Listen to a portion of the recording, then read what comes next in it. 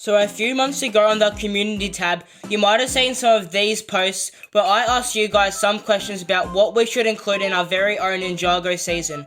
So the very first question was, who should the focus be? And notice how I didn't say focus ninja. This was because I wanted to see if we could get some people to vote for some of the regular civilians like my boy Dereth. The first one says that we need Zane or Cole, who I 100% agree need a focus season because they've both been sidelined in Dragons Rising so far.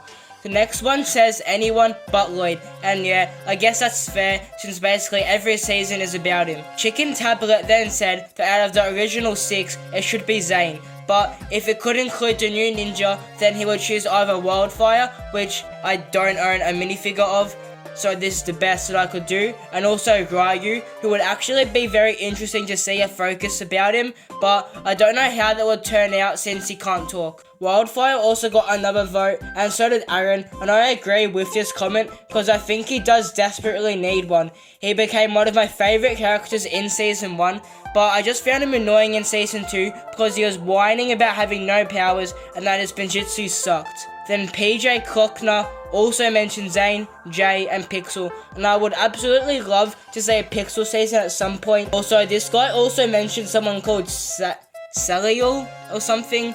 I have no idea who that is. The next guy, Soap on the Way, said Jay as well, since he has had nothing to do since Prime Empire, which is mostly true, but I feel like in the next season or 2, Jay will be given a lot more focus.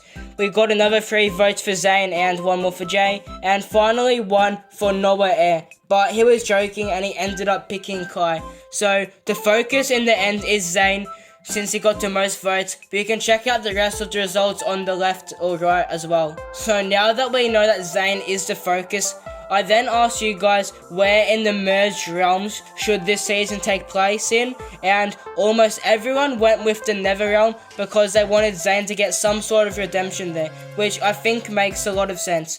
But some people did mention some other realms such as the Departed Realm because apparently they feel that Zane fits in with it. I don't know, I'm not really seeing it. Someone also said Chima, but I think they just want to see Chima in Ninjago.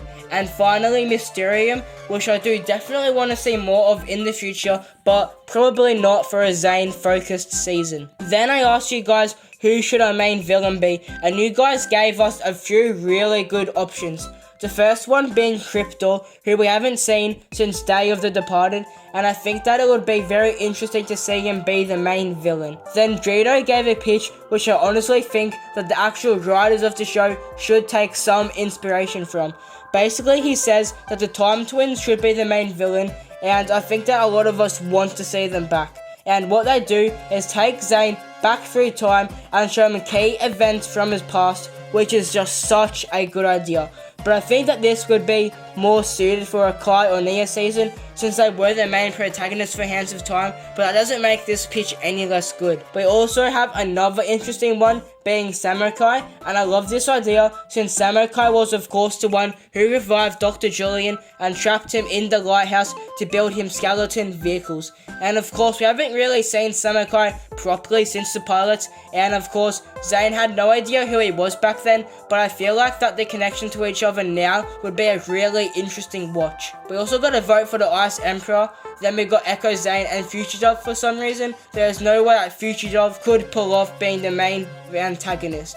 Aaron then said that we should do something similar to what Dreams is doing with the evil doppelgangers and let the Overlord create one of Zane, but since we already have a doppelganger for Zane in Echo Zane, I see no reason as to why the Overlord needs to create a new Zane. So we ended up getting a few more votes for Echo Zane, and one guy really wanted Samurai to be the villain, but in the end we're settling with Echo Zane. But what should his goal be? Why is he evil? So here, I'm not going to choose what people said the most since there were a lot of different responses. So instead, I'm just going to choose some of my favorites and combine them all together. So what he ended up going with is that Echo Zane feels inadequate compared to the original Zane. So he decides that he wants to replace him. He then finds out about a sword made out of Chronosteel, which can enhance elemental powers that is in the Nether Realm, so he can take away Zane's powers. So now all we need to know is how on earth did a ninja stop him. So after also combining a few of my favourite responses, I ended up coming with that Zane and Echo Zane get in a heated fight where they both get heavily damaged, and they realise the only way they can survive is if they combine parts of themselves together, and I absolutely love this idea. So now that we know the general gist of this season, let's combine it into a very professionally made stop motion.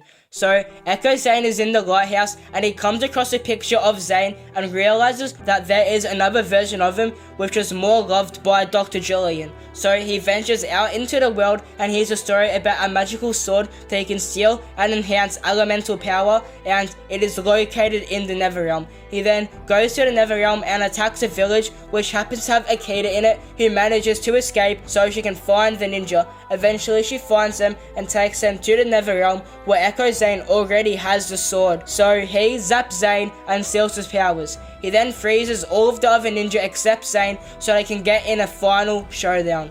They fight and fight each other until they are both heavily damaged. They then have a heart-to-heart conversation where they talk about why Echo did this, and they also talk about Dr. Julian, and they then decide to stop fighting. They then realize they are about to die, but Echo Zane ends up giving Zane half his heart so he can survive. Zane is now left powerless, and we will eventually see a new elemental master of ice in the future. So I just wanted to say a huge thank you to everyone who commented to help this video happen, and also if you wanted to see a similar video where I asked ChatGPT to write me on Ninjago episode, you can check out that video right here. See you later, be Ninja.